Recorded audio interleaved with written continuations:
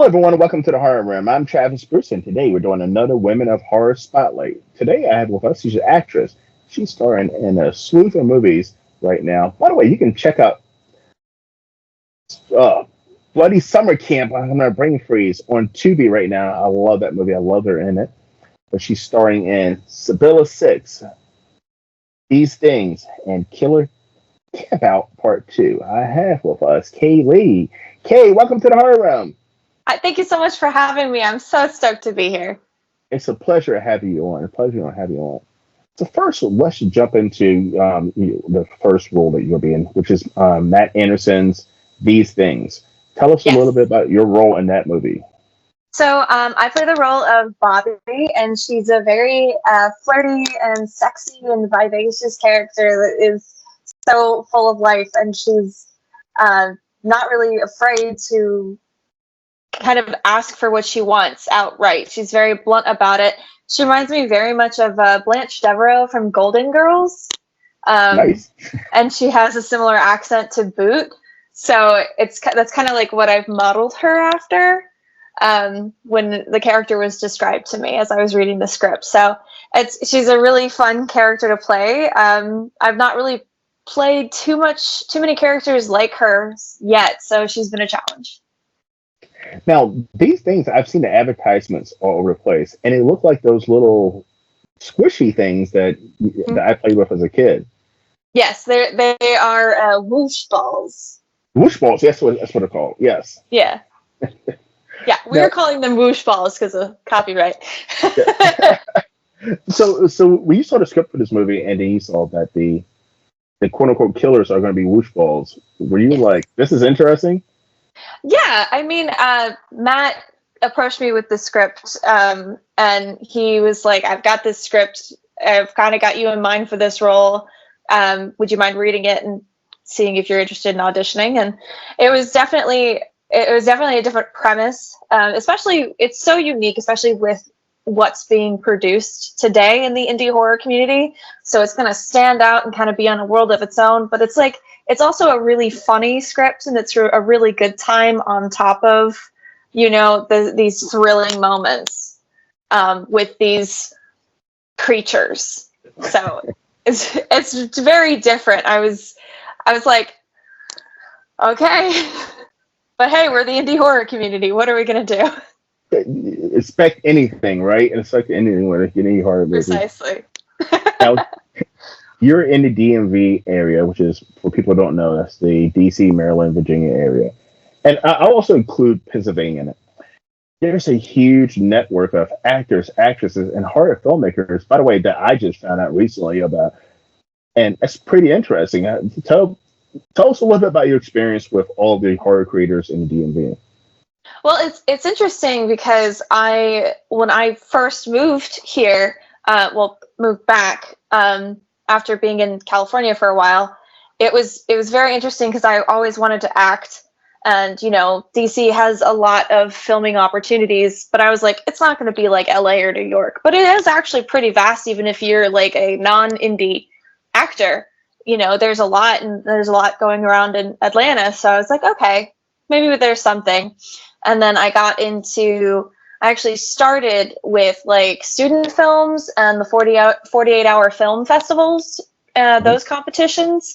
And then from there, I was pointed in the direction, and I also did theater, which from a couple of productions, they kind of pointed me in the direction of like these Facebook groups where it was, DMV actors and stuff. And I found this one, audition for this one role of Tiffany, going to be filming in Orange, and I was like, oh, okay, Orange isn't too far, I can do that. And I was like, cool, yeah, I'm down. And then that was Bloody Summer Camp, and I had no expectations going in. I was like, I have no idea, but I get to act. That's what I care about. And then a friend of mine also got cast, so we went down, neither of us really having any idea what to expect. And we met this incredible group of people with the Slasher 15 crew. And it was really interesting because when they advertised for Tiffany, they didn't say it was a main character role. So I was like, cool, I'll be back. I'll be like this, offhanded person that like dies. And then I got the script and I'm like, oh, oh, oh, it was very interesting. But from Bloody Summer Camp, I like all of those like sites that people go on to get their acting stuff. I don't use them. I haven't even had a need to use them because I get all of my work through friends and off Facebook since Bloody Summer Camp. And I can't complain. It's wonderful. Networking is so important in the indie horror community. It really is. And now, I know that they're making part 2 of yes. Bloody Summer Camp. Would Tiffany be reprising a role in it, or no? You can't say. No. So Tiffany is not in this next installment. But I will say, Slasher 15 is very receptive to enough fans. So if enough fans want Tiffany to return, enough fans want Tiffany to return, you just gotta say it. Go and spam them, going, "Where's Tiffany? Where's Tiffany? We want to see Tiffany." And maybe they'll come up with a part 3. Awesome. Now let's shoot over to. I had Matt Burns on last week, and nice. And we talked a little bit about Sibylla 6, which you're in, which is directed by Shannon Atkins, who I will be having on soon on my show. That's gonna be awesome. I love Shannon. I actually just met her. I just met her too. I mean, she reached out to me because I think Matt Burns has introduced me to everybody. Him and Ken Arnold have introduced me to everybody in the DMV indie horror scene. So I appreciate those guys. Absolutely. Yeah, honestly, like, if I was ever to get any kind of award where I have to give a speech, I'll have to like give a shout out to Matt Burns because he's absolutely been my agent for the last several years. Every audition he sees, he sends it my way, and it's awesome. Those are the real friends right there. Matt does the same thing with me. Like, he sends me roles. I'm not an actor, but I was like, I've always wanted to be in any horror movie, and thanks to Mark Burns and Matt, I was able to star in my first movie recently, and but Matt like wants me to be an actor. Like, he's sending me roles like crazy. So I have a lot of acting gigs coming up in the near future. That's exciting. Yes. But tell us a little bit about, because Sibylla 6, we talked about that. It's an interesting concept to a movie. But tell us about your role in it.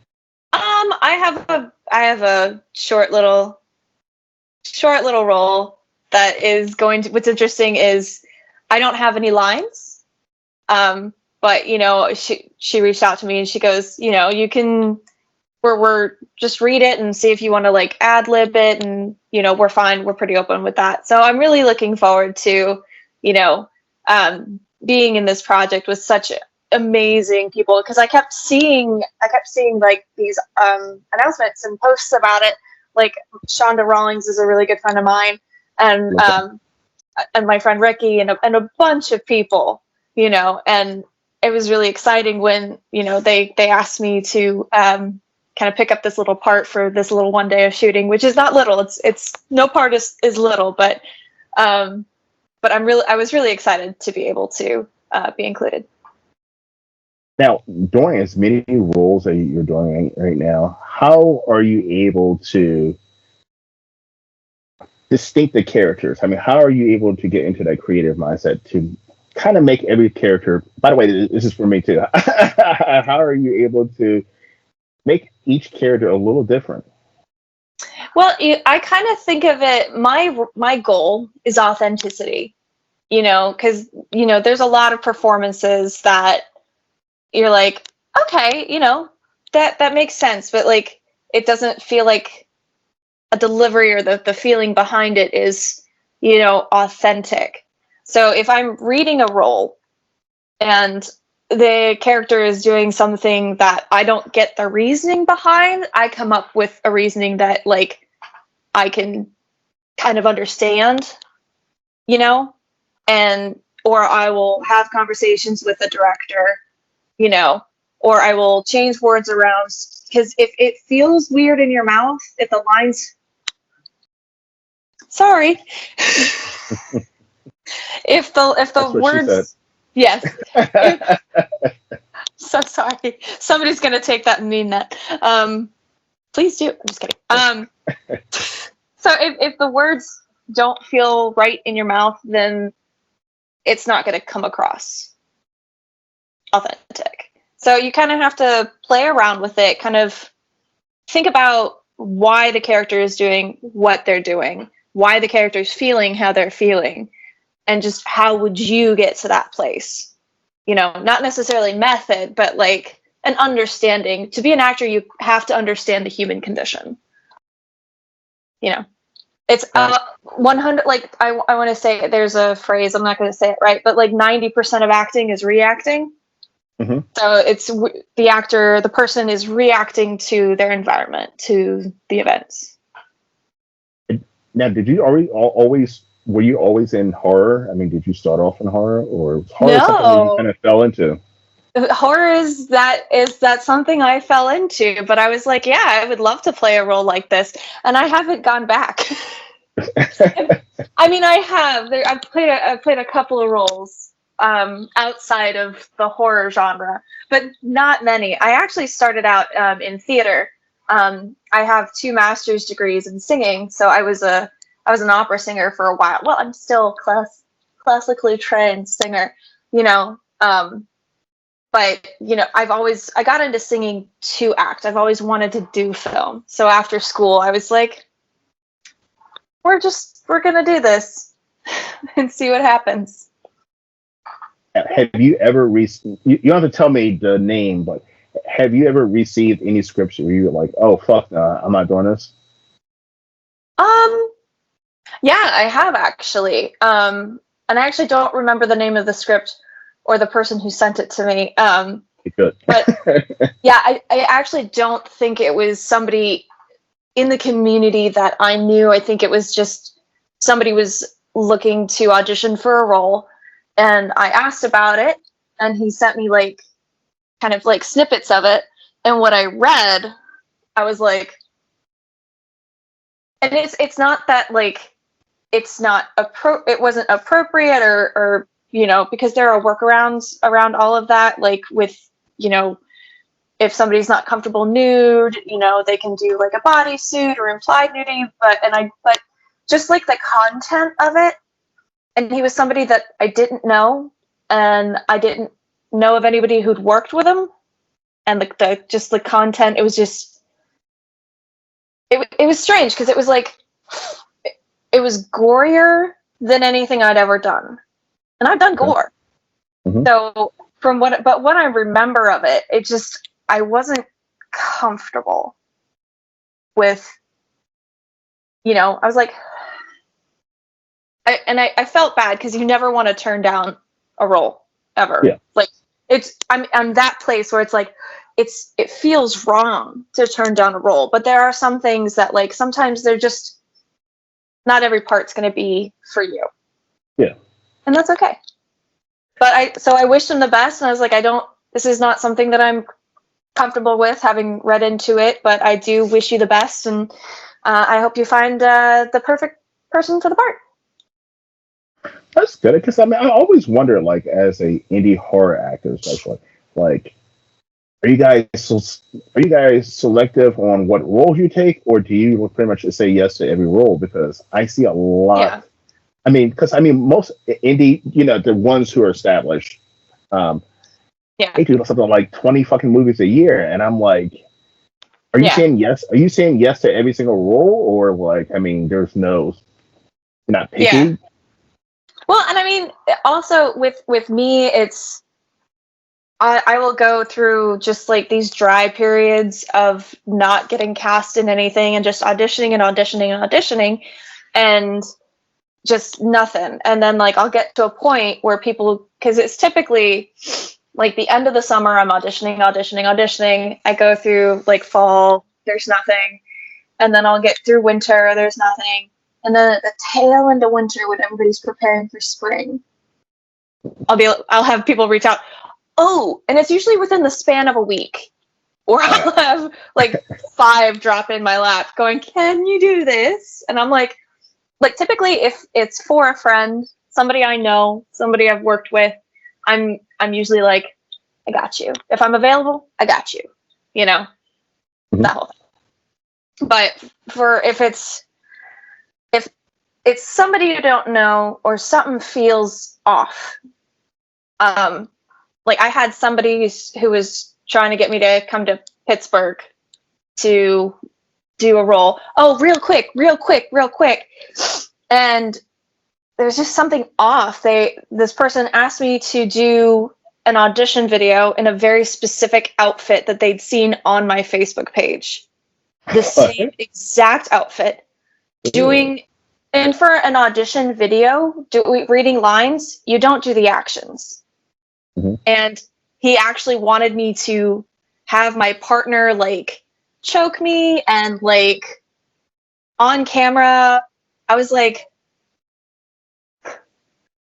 what? And then I was like, you know what? Red flag. Yeah.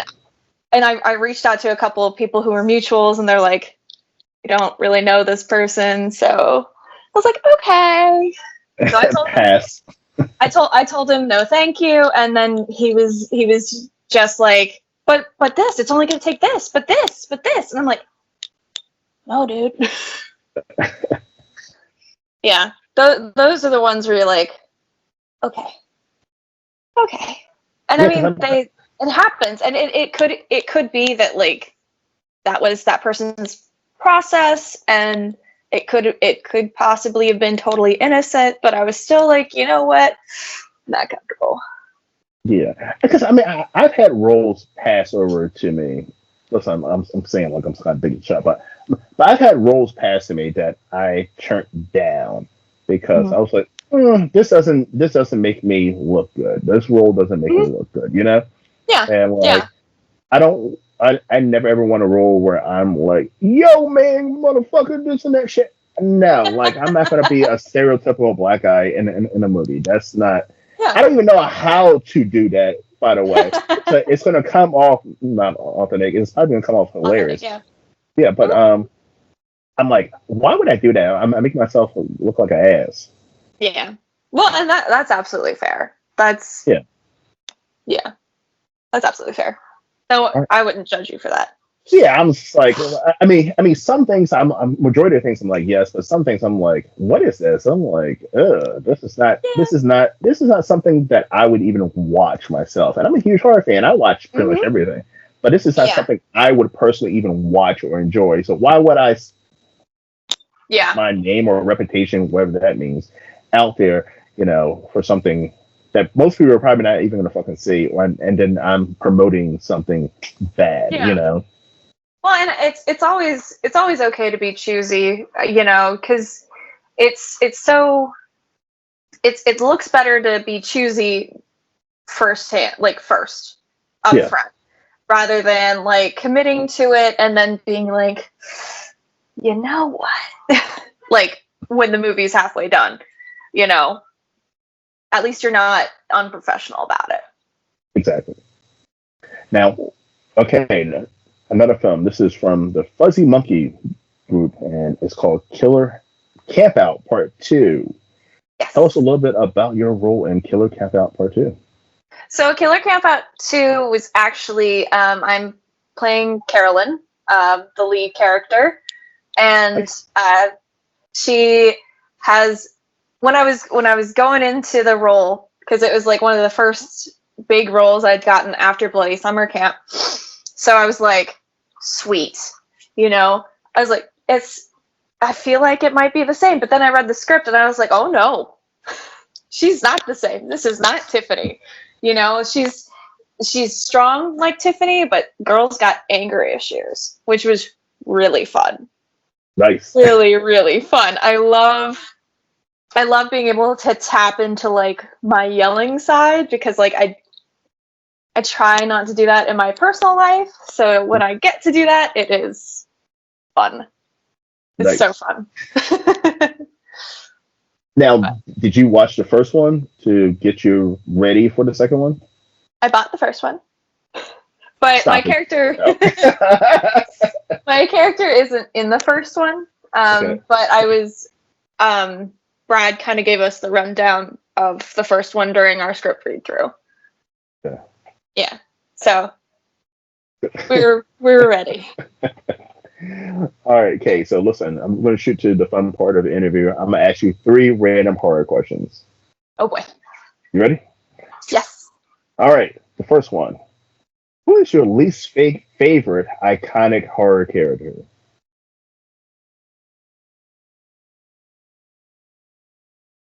Least favorite?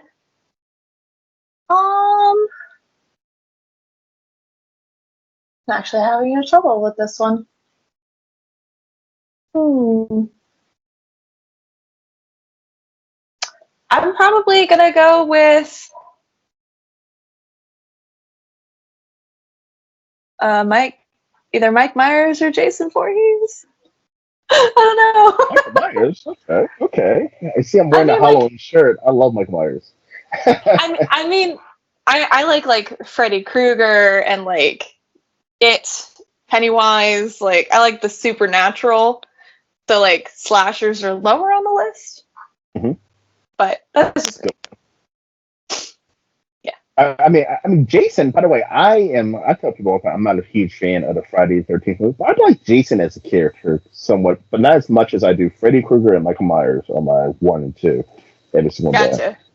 I mean, Freddy Krueger is my number 1 because he has the personality and all that. He's so great.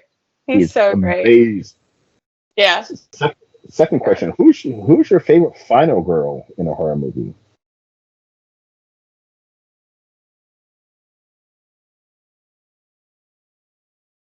I mean, Sleepaway Camp's Felissa Rose, probably, because it's just so out there, and I love Felissa, so It's just amazing. Yeah. So, like, if you haven't seen Sleepaway Camp, friends, watch it, and you will get why it's an odd choice. But I love Felissa so much, and like literally every time we get together, we take one of these. I love it.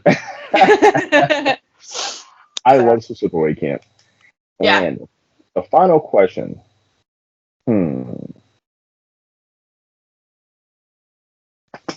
All right, let's shoot to this one. If someone asked you to play the woman role, the female version of the iconic horror character, who would it be? Ooh, so many.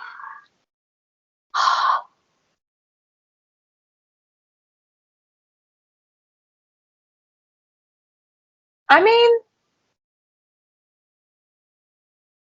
I gotta say either Freddy Krueger or Pennywise, because those are like they're really smart and witty, you know, really funny as well as terrifying.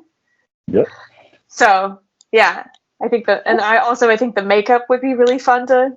Yes. Like it wouldn't be really fun to sit for hours, but like the ending result. I would love to see a woman version of Freddy Krueger. I think that would be fun. I think that would be fun. Yeah. Yeah.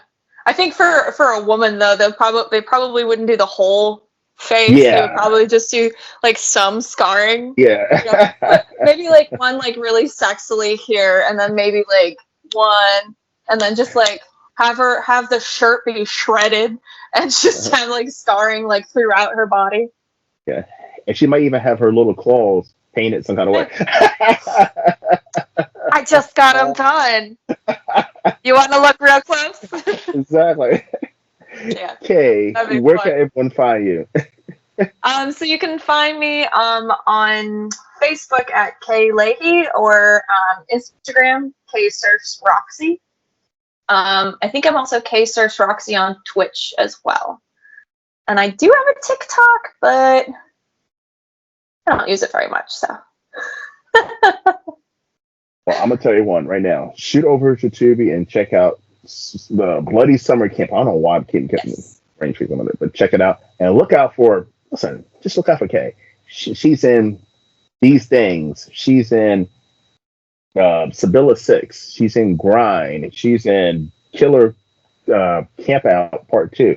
And listen, go over to David Kerr, and tell him that for her to be in Bloody Summer Camp Part 3.